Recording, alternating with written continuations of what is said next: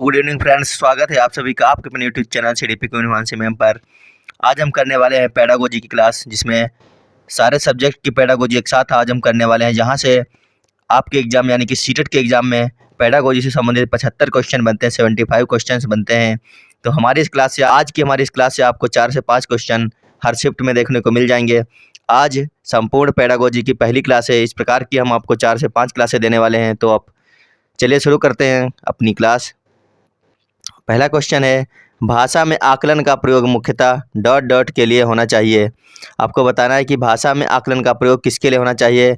Option दिए गए हैं, भाषा का बच्चों में भाषा का सौंदर्य परीक्षण, दूसरा है बच्चों के भाषा प्रयोग की क्षमता, तीसरा है बच्चों के उच्च ज्ञान का परीक्षण और चौथा ऑप्शन है भाषा की पाठ्यचर्या के स्तर ज्ञान। तो बताइए कि भाषा में आकलन का प्रयोग मुख्यतः डॉट डॉट के लिए होना चाहिए, इसमें कौन सा ऑप्शन हो जाएगा। तो आप लोग इसका आंसर कीजिए, और जो लोग आंसर कर चुके हैं वो लोग एक बार सेशन को शेयर कर दें अपने सभी मित्रों के पास में। और जितने भी लोग नए जुड़ रहे हैं चैनल पर सीटेट की तैयारी के लिए और टीचर अगर आपको बनना है तो हमारे चैनल को सब्सक्राइब कर लीजिए, क्योंकि यहाँ पर सिर्फ टीचर के लिए ही क्लासें चल रही हैं। आपके लिए नियमित रूप से हम लोग लगातार आपको क्लास दे रहे हैं। तो इसका हो जाएगा ऑप्शन नंबर बी, क्या हो जाएगा, बच्चों के भाषा प्रयोग की क्षमता के लिए होना चाहिए। ऑप्शन नंबर 20 का सही आंसर हो जाएगा। भाषा में आकलन का प्रयोग मुख्यतः बच्चों के भाषा प्रयोग की क्षमता के लिए होना चाहिए। क्वेश्चन नंबर अगला है, रचनात्मक आकलन का सबसे सही तरीका है।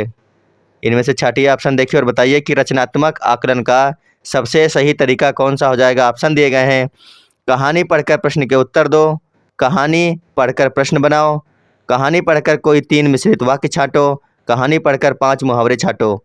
तो रचनात्मक आकलन का सबसे सही तरीका कौन सा हो जाएगा। रचनात्मक यानी कि किसी चीज़ को बनाना या रचना करना, तो इसमें हो जाएगा कहानी पढ़कर प्रश्न बनाओ। ऑप्शन नंबर 20 इसका सही आंसर हो जाएगा।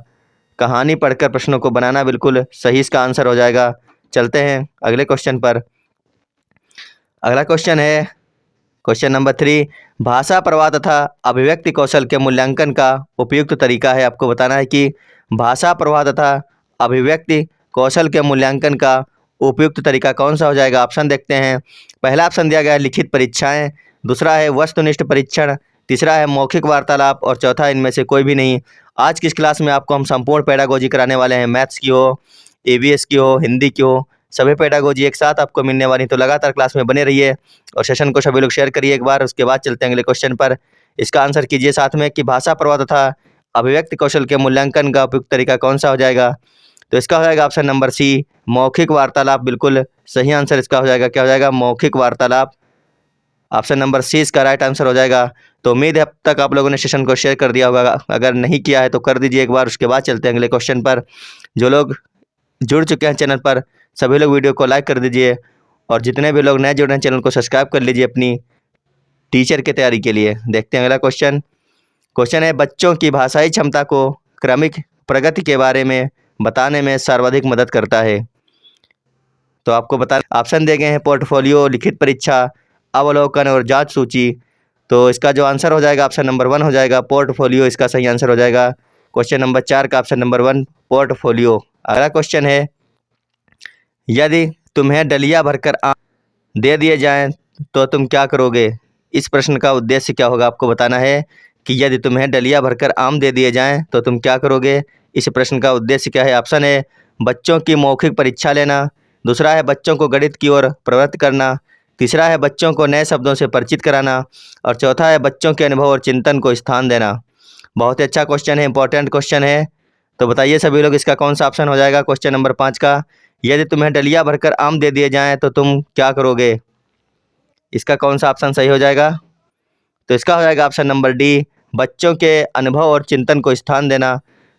बिल्कुल सही आंसर इसका हो जाएगा, बच्चों के अनुभव और चिंतन को स्थान देना। ऑप्शन नंबर डी इसका सही ऑप्शन हो जाएगा।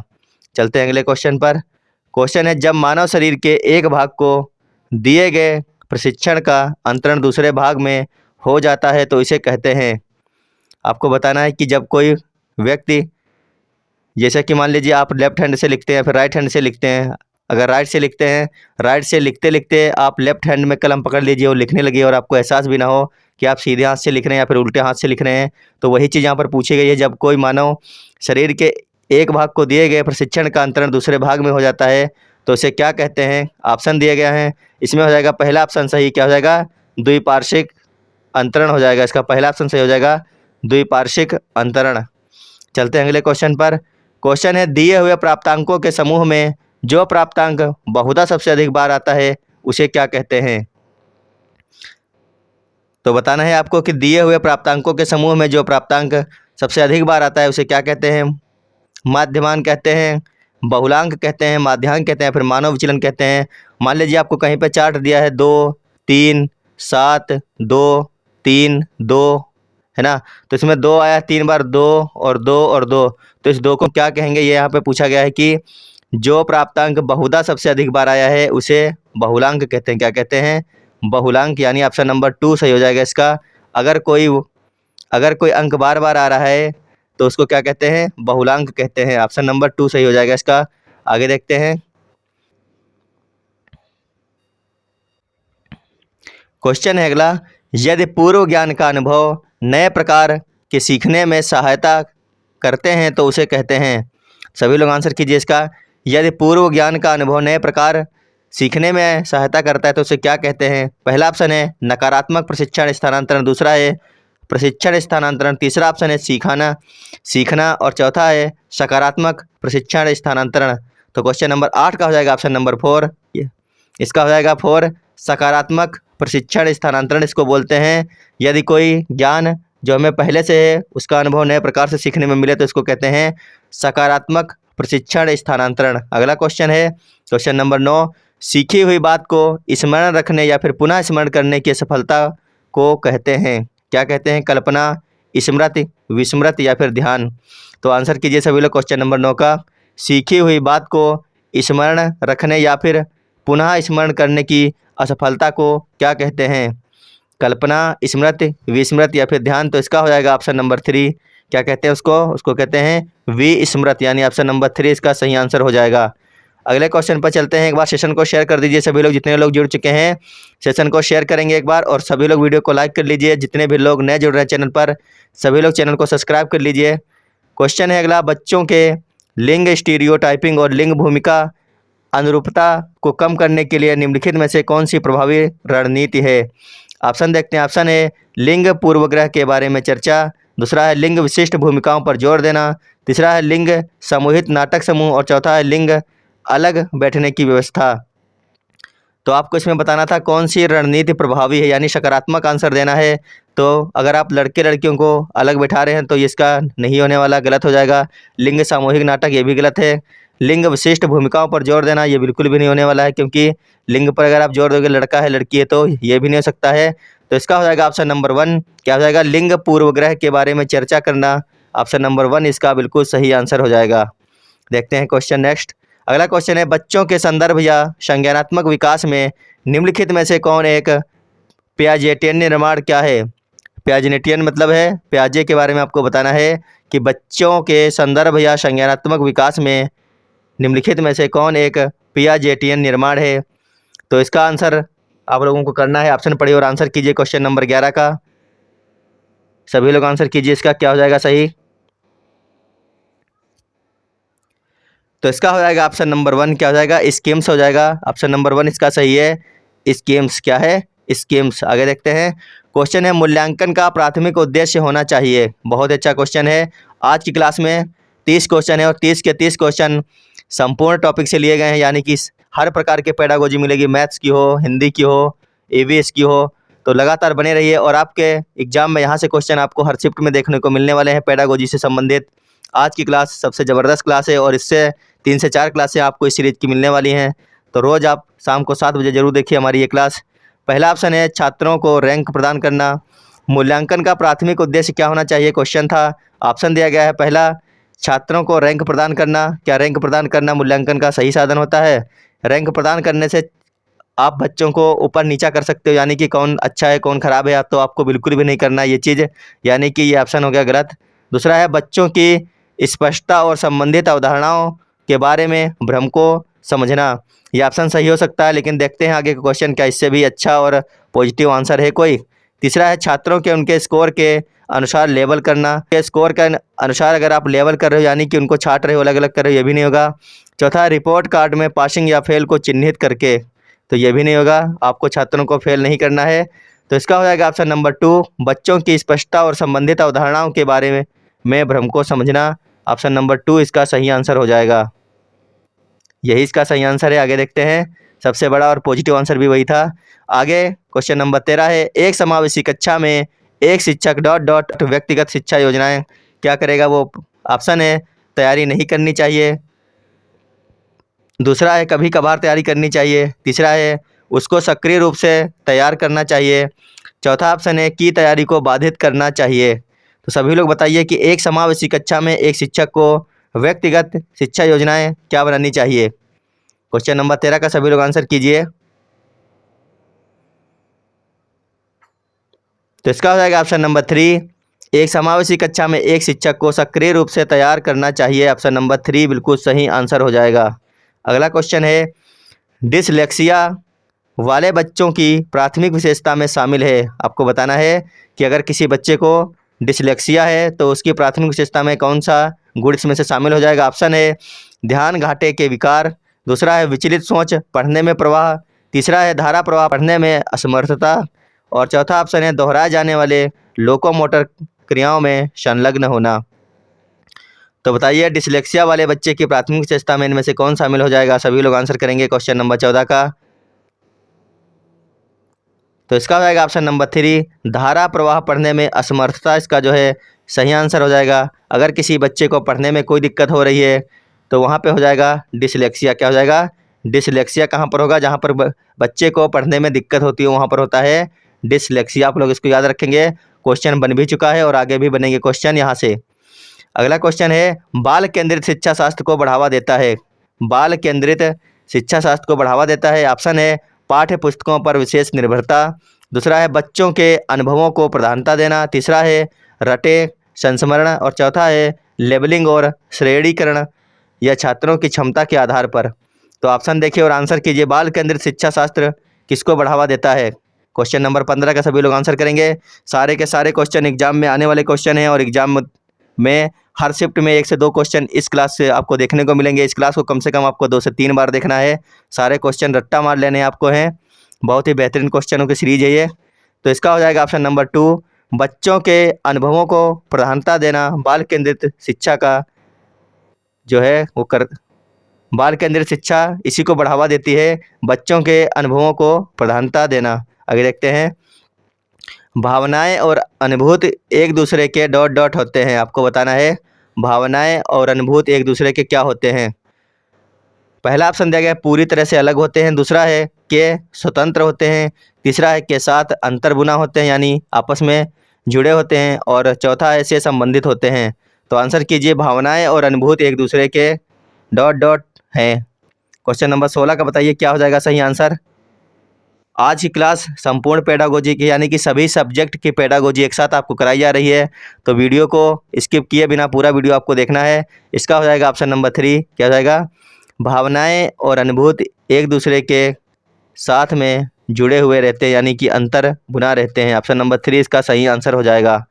अगला क्वेश्चन है, बच्चों को अन्वेषण के माध्यम से EVS सीखने के लिए बहुत जगह मिलती है या इंगित करता है कि?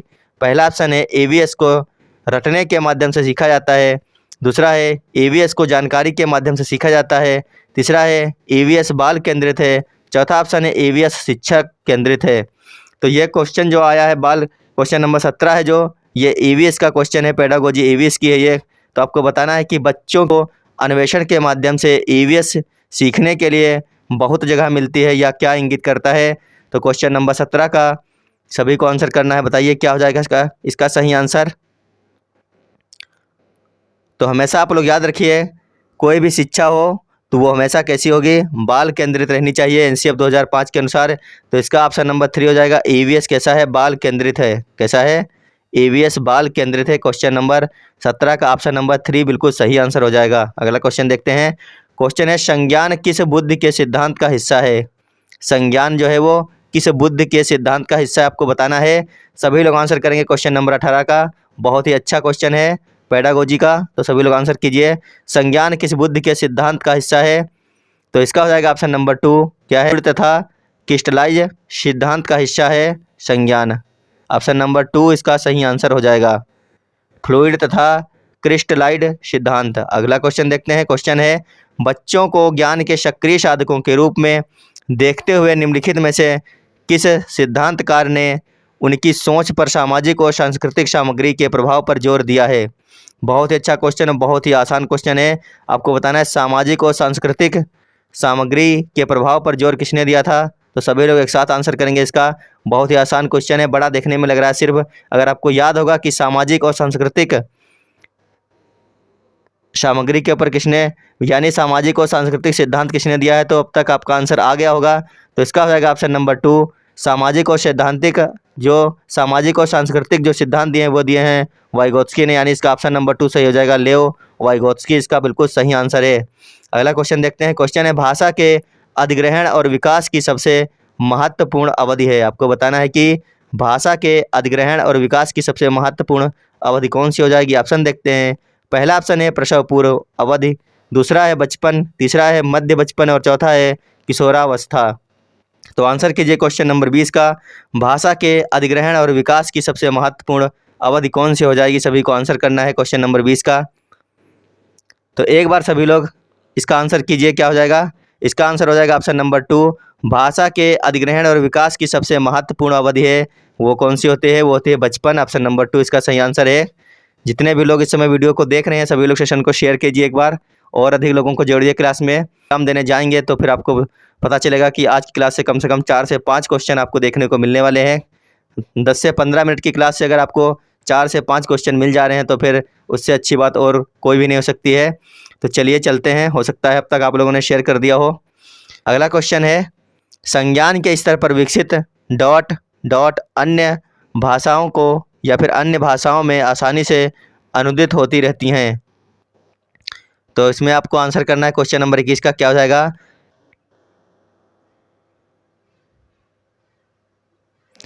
ऑप्शन है भाषा क्षमता, ज्ञान क्षमता, व्याकरण क्षमता और तर्क क्षमता। तो क्वेश्चन नंबर 21 का सभी लोग आंसर कीजिए। इसका हो जाएगा ऑप्शन नंबर 1, क्या हो जाएगा, भाषा क्षमता अन्य भाषाओं में आसानी से अनुदित होती रहती है। अगला क्वेश्चन है, शिक्षा में फ्राबेल का महत्वपूर्ण योगदान था डॉट डॉट का विकास। तो सभी लोग आंसर कीजिए क्वेश्चन नंबर 22 का, शिक्षा में फ्राबेल का महत्वपूर्ण योगदान था डॉट डॉट का विकास। क्या हो जाएगा, व्यवसायिक school, public school, Latin school या फिर किंडरगार्टन। तो सभी लोग आंसर कीजिए इसका कौन सा ऑप्शन सही हो जाएगा क्वेश्चन नंबर 22 का। तो जो लोग इसका ऑप्शन नंबर 4 कर रहे हैं उनका सही है। क्या हो जाएगा इसका हो जाएगा किंडरगार्टन, नंबर 4 इसका सही आंसर हो जाएगा। आगे देखते हैं। क्वेश्चन है, आपकी कक्षा में एक छात्र देर से आता है, आप क्या करेंगे। आपको बताना है कि जब आप टीचर बन जाएंगे तो आप जब पढ़ा रहे होंगे उस समय एक छात्र देर से आएगा तो आपको क्या करना है वहाँ पर। पहला है उसके अभिभावकों को सूचित करेंगे, उसे दंड देंगे, या फिर कारण जानने की चेष्टा करेंगे, या फिर उस पर कोई ध्यान नहीं देंगे। तो आपको आंसर देना है इसका कौन सा ऑप्शन हो जाएगा सही। सभी लोग आंसर कीजिए क्वेश्चन नंबर 23 का। तो इसका हो जाएगा ऑप्शन नंबर 3, आप उस बच्चे से उसका कारण जानने का प्रयास करेंगे कि वो लेट क्यों आया है, देर से क्यों पहुंचा है विद्यालय में। तो ऑप्शन नंबर 3 इसका सही आंसर हो जाएगा। अगला क्वेश्चन देखते हैं। क्वेश्चन है, बालक का विकास परिणाम है। बालक का विकास किसका परिणाम है, आपको आंसर करना है। पहला है वंशानुक्रम का, दूसरा ऑप्शन है वंशानुक्रम तथा वातावरण की अंतः प्रक्रिया का, तीसरा है वातावरण का और चौथा है आर्थिक कारकों का। तो बालक का विकास किसका परिणाम है क्वेश्चन नंबर 24 का। सभी लोग आंसर करेंगे। तो बालक का विकास जो होता है वो होता है वंशानुक्रम तथा वातावरण की अंतः प्रक्रिया का परिणाम। तो ऑप्शन नंबर 2 इसका सही आंसर हो जाएगा। सभी लोग इसको याद रखिएगा, बहुत अच्छा क्वेश्चन है, एग्जाम में बनने लायक। अगला क्वेश्चन है, निःशक्त बालकों की शिक्षा के लिए प्रावधान किया जा सकता है। तो आपको बताना है कि निःशक्त बालकों की शिक्षा के लिए क्या प्रावधान किया जा सकता है। ऑप्शन है समावेशित शिक्षा द्वारा, मुख्य धारा में डालकर, समाकलन द्वारा, या फिर इनमें से कोई भी नहीं। तो सभी को आंसर करना है क्वेश्चन नंबर 25 का, इनमें कौन सा ऑप्शन सही हो जाएगा। तो इसका हो जाएगा ऑप्शन नंबर 1, समावेशित शिक्षा, बिल्कुल सही आंसर है इसका ऑप्शन नंबर 1। अगला क्वेश्चन देखते हैं। पढ़ना सीखने के लिए कौन सा उपकौशल अनिवार्य नहीं है। इनमें से ऐसा कौन सा उपकौशल है जो पढ़ना सीखने के लिए अनिवार्य नहीं है? पहला ऑप्शन है भाषा की संरचना की समझ, दूसरा है भावात्मक संबंध, तीसरा है वर्णमाला याद करने का कौशल, चौथा ऑप्शन दिया गया अनुमान लगाने का कौशल। तो आपको बताना है पढ़ना सीखने के लिए कौन सा उपकौशल अनिवार्य नहीं है। क्वेश्चन नंबर 26 का हो जाएगा ऑप्शन नंबर सी, क्या हो जाएगा? वर्णमाला याद करने का कौशल ये अनिवार्य नहीं है पढ़ना सीखने के लिए। ऑप्शन नंबर सी इसका सही आंसर हो जाएगा। अगले क्वेश्चन पर चलते हैं, देखते हैं अगला क्वेश्चन क्या होगा। अगला क्वेश्चन है डॉट डॉट प्रतिभाशाली होने का संकेत नहीं है। आपको बताना है प्रतिभाशाली होने का संकेत क्या नहीं है। पहला ऑप्शन दिया गया है सृजनात्मक विचार, दूसरा है अभिव्यक्ति में नवीनता, तीसरा है दूसरों के साथ झगड़ना और चौथा है जिज्ञासा। तो बताइए प्रतिभाशाली होने का संकेत क्या नहीं है। क्वेश्चन नंबर 27 का हो जाएगा ऑप्शन नंबर 3। लगातार क्वेश्चन बन रहा है, मोस्ट इंपॉर्टेंट क्वेश्चन है, कई बार एग्जाम में आ चुका है, रिपीटेड क्वेश्चन है, 4 से 5 बार सीटेट में ये क्वेश्चन पूछा गया है कि प्रतिभाशाली होने का संकेत क्या नहीं है। तो इसका हो जाएगा ऑप्शन नंबर 3, दूसरों के साथ झगड़ना। ये बिल्कुल भी प्रतिभाशाली होने का संकेत नहीं है। अगला क्वेश्चन है व्यक्ति विभिन्नता पर आधारित शिक्षण विधि है, व्यक्तिक विभिन्नता पर आधारित शिक्षण विधि में से कौन सी है? तो सभी लोग आंसर कीजिए। क्वेश्चन नंबर 28 का बताइए व्यक्तिक विभिन्नता आधारित शिक्षण विधि कौन सी हो जाएगी। क्वेश्चन नंबर 28 का सभी लोग बताइए। पहला ऑप्शन है डाल्टन प्रणाली, दूसरा है प्रोजेक्ट प्रणाली, तीसरा है मॉन्टेसरी प्रणाली और चौथा है उपरोक्त सभी। तो बताइए व्यक्तिक विभिन्नता पर आधारित शिक्षण विधि कौन सी हो जाएगी। इसका हो जाएगा ऑप्शन नंबर 2, क्या हो जाएगा? प्रोजेक्ट की प्रणाली जो है ये व्यक्तिक विभिन्नता पर आधारित शिक्षण की विधि है। ऑप्शन नंबर 2 इसका सही आंसर हो जाएगा। आगे देखते हैं, क्वेश्चन है किंडरगार्टन प्रणाली के जन्मदाता कौन है? सभी को बताना है, क्वेश्चन पीछे भी करवा चुके हैं। किंडरगार्टन प्रणाली के जन्मदाता कौन हो जाएंगे? रूसो, फॉरवेल या फिर पोस्टोलॉजी या फिर इनमें से कोई भी नहीं। तो किंडरगार्टन प्रणाली के जन्मदाता हो जाएंगे फॉरवेल, यानी ऑप्शन नंबर 2 इसका बिल्कुल सही है। कौन हो जाएंगे? फॉरवेल हो जाएंगे। ऑप्शन नंबर 2 इसका सही आंसर है। अभी पीछे एक क्वेश्चन हम लोग कर चुके हैं। अगला क्वेश्चन है विनयटिका प्रणाली के जन्मदाता कौन है? विनयटिका प्रणाली के जन्मदाता कौन है? सभी को आंसर करना है। विनयटिका प्रणाली के जन्मदाता बताइए कौन है? ऑप्शन देखिए और आंसर कीजिए। आज का अंतिम क्वेश्चन और बहुत ही शानदार बेहतरीन क्वेश्चन है। विनयटिका प्रणाली के जन्मदाता बताइए कौन हो जाएंगे।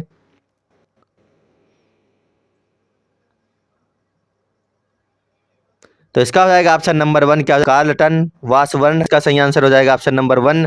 तो साथियों आपको कमेंट बॉक्स में बताना है कि आज की हमारी क्लास जो कि संपूर्ण पेडागोजी पर आधारित थी आपको कैसी लगी। अगर क्लास अच्छी लगी हो तो सभी लोग वीडियो कर लीजिएगा और क्लास को अपने साथी मित्रों के पास में शेयर जरूर कर दीजिएगा। और जितने भी लोग नए जुड़े हैं आज चैनल पर हमारे साथ में वो लोग चैनल को सब्सक्राइब कर लीजिएगा अगर आपको टीचर बनना है तो। फिलहाल अभी वीडियो देखने के लिए धन्यवाद। लगातार हमारे साथ बने रहिए, आपकी नियमित रूप से हम क्लास करवा रहे हैं।